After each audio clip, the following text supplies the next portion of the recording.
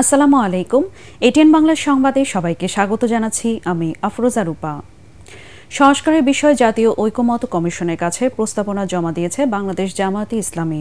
সংসদ ভবনে স্থাপিত সংবিধান সংস্কার কমিশনের কার্যালয়ে দলের সেক্রেটারি জেনারেল মিয়া গোলাম পরোয়ার লিখিত এই প্রস্তাবনা জমা দেন।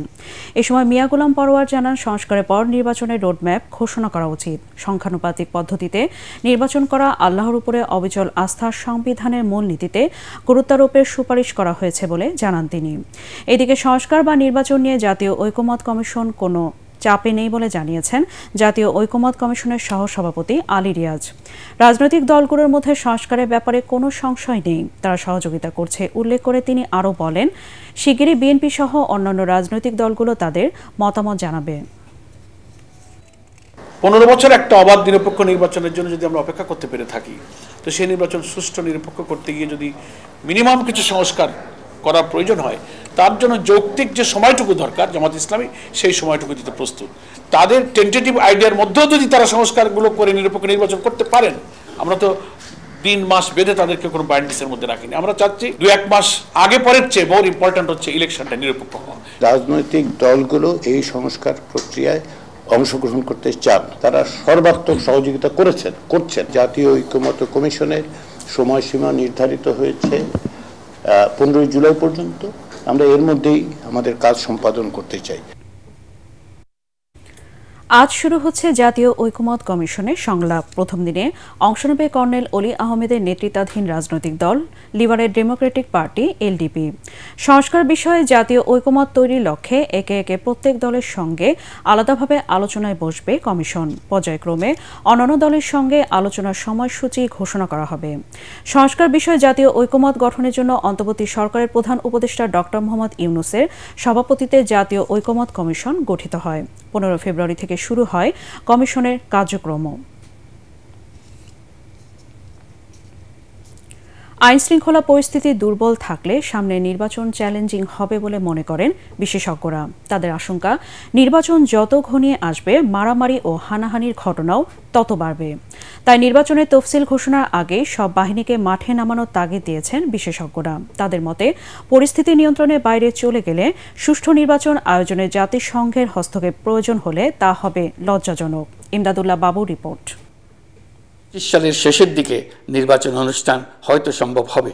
অন্তর্বর্তী সরকারের প্রধান উপদেষ্টা ডক্টর মোহাম্মদ ইউনূস গত 16 ডিসেম্বর জাতির উদ্দেশ্যে দেয়া ভাষণে 2025-এর শেষে অথবা 26 সালের শুরুতে ত্রয়োদশ জাতীয় সংসদ নির্বাচনের সম্ভাব্য সময় ঘোষণা করেন। সংকল্পে আমরা অটুট আছি জানিয়ে এখন সব মহলে চলছে আলোচনা ও বিশ্লেষণ। বিশেষ করে গেল 8 মাসেও আইন শৃঙ্খলা পরিস্থিতির কাঙ্ক্ষিত উন্নয়ন না হওয়ায় নির্বাচনের সময় পরিবেশ কেমন হবে এ নিয়ে শঙ্কায় অনেকেই। বিশেষজ্ঞদের মতে, আইন শৃঙ্খলা পরিস্থিতি দুর্বল থাকলে সামনের নির্বাচন হবে বড় চ্যালেঞ্জিং। এমনকি এতে হস্তক্ষেপ করা লাগতে পারে জাতিসংঘেরও। নির্বাচন যত ঘনিয়ে আসবে, দেশে হানাহানি, মারামারি, কাটাকাটি, গৃহযুদ্ধ আরও বেড়ে যাবে। এবং আমার কাছে মনে হয় যে সেখানে এই যে বিভিন্ন দলের কর্মী সমর্থকদের মধ্যে যে দ্বন্দ্ব, সেই দ্বন্দ্ব প্রকট আকার ধারণ করবে। আইন শৃঙ্খলার উন্নতি সাস্টেইনেবল না করে আসলে ইলেকশনের দিকে গেলে দেশে আমি মনে করি যে বিশৃঙ্খলা আরও বাড়বে। ওই বিশ্বে আমাদের এই নির্বাচন বলেন বা আমাদের দেশকে একটা ভাবমূর্তির সংকট হিসেবে কিন্তু উপস্থাপন করবে। চ্যালেঞ্জ অনেক বড়, চেষ্টা করতে হবে, উপায় তো নাই। বাইরের থেকে সৌরজগৎ থেকে তো লোক আসবে না। ইউনাইটেড নেশনস দিয়ে যদি নির্বাচন করতে হয়, কেউ কেউ বলে আর কি, এগুলো তো লজ্জার বিষয়। এটা আমার সার্বভৌমত্বের প্রতি একটা চপেটাঘাত। অনেকে আইন মানতে চাইবে না, অনেকে বিভিন্ন দল তার নিজের সুবিধা কাজ করে, পুলিশ প্রশাসন আর কি, বিশেষ করে তাদেরকে দৃঢ় হতে হবে। নির্বাচনের আগে, পরে এবং নির্বাচনের সময় আইন শৃঙ্খলা নিয়ন্ত্রণে সব বাহিনীকে সমন্বিত রোডম্যাপ তৈরি করে সেই অনুযায়ী কাজ শুরু করার পরামর্শ বিশেষজ্ঞদের। কোঅর্ডিনেটেড অ্যাপ্রোচ করা, প্ল্যান করা, যে আসলে যদি ডেস্টিনেশনটা হয় ডিসেম্বর ইলেকশন, তাহলে আমরা কিভাবে কাজ করব। ডিসেম্বরকে ইলেকশনে কাজ ওইভাবে যদি থাকে, তাহলে এই যে বদলিগুলো আমরা যে দেখছি, অনেক পুলিশ অফিসারকে ওএসডি করা হয়েছে, এই জিনিসগুলো কিন্তু আসলে একটা সার্টেন লেভেলের পরে থামিয়ে দেওয়া উচিত। তফসিল ঘোষণাটা একটু আগেও করতে পারে ইচ্ছা করলে। সামরিক বাহিনী ইলেকশনের আগে আসলে ভালো, জনস্বার্থে আসা যায়, আমাদের আইনেও সে কভার আছে। এবং যারা ইলেকশন দিন গন্ডগোল করতে পারে এরকম লোকজনকে অ্যারেস্ট করতে হবে, আগের থেকে প্রিএমটিভ অ্যারেস্ট করতে হবে। আগামী নির্বাচনে বড় পরিসরে বিচার বিভাগকে মাঠ পর্যায়ে থেকে আইনের কঠোর প্রয়োগ নিশ্চিতে কাজ করার তাগিদ দিয়েছেন বিশ্লেষকরা। ইমদাদুল্লাহ বাবু, ATN বাংলা, ঢাকা। আন্তর্জাতিক। রাশিয়ার সাথে চলমান যুদ্ধ বন্ধে কাজ করার প্রতিশ্রুতি দিয়েছেন ইউক্রেনের প্রেসিডেন্ট ভলোদিমির জেলেনস্কি।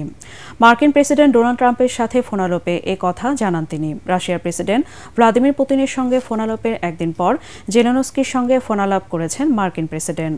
স্থানীয় সময় বুধবার দুই নেতার মধ্যে এই ফোনালাপ হয়। ট্রাম্প ও জেলেনস্কি ফোনালাপে রাশিয়া ইউক্রেন যুদ্ধ বন্ধে একসাথে কাজ করার বিষয়ে আলোচনা করেন। দুই নেতার এই ফোনালাপকে দুর্দান্ত বলে মন্তব্য করেছে হোয়াইট হাউস। এর আগে গত 28 ফেব্রুয়ারি হোয়াইট হাউসে জেলেনস্কি ও ট্রাম্পের মুখোমুখি বৈঠকে বাকবিতণ্ডা হয়। খেলার খবর। ত্রুটিপূর্ণ বোলিং অ্যাকশন থেকে মুক্তি পেলেন সাকিব আল হাসান। তাকে অবৈধ বোলিং অ্যাকশনের দায় থেকে মুক্তি দিয়েছে ইংল্যান্ডের লাফবোরো বিশ্ববিদ্যালয়ের পরীক্ষার রিপোর্ট। ফলে যে কোনো পর্যায়ে ক্রিকেটে সাকিবের আর বোলিং করতে বাধা থাকল না। এর আগে গত বছর সেপ্টেম্বরে ইংল্যান্ডের কাউন্টি দল সারের হয়ে ম্যাচে বোলিং অ্যাকশন নিয়ে প্রশ্ন ওঠার পর ইসিবি যে কোনো পর্যায়ে ক্রিকেটে সাকিবের বোলিংয়ের ওপর নিষেধাজ্ঞা দেয়। পরে বার্মিংহামের দূরের এই লাফবোরোর ল্যাবে প্রথম পরীক্ষা দেন সাকিব এবং অকৃতকার্য হন। এরপর চেন্নাইয়ে পরীক্ষাতেও দুঃসংবাদ পান তিনি।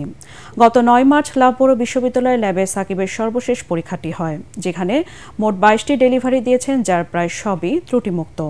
এতে আবারও বোলিংয়ের অনুমতি পান দেশসেরা এই অলরাউন্ডার।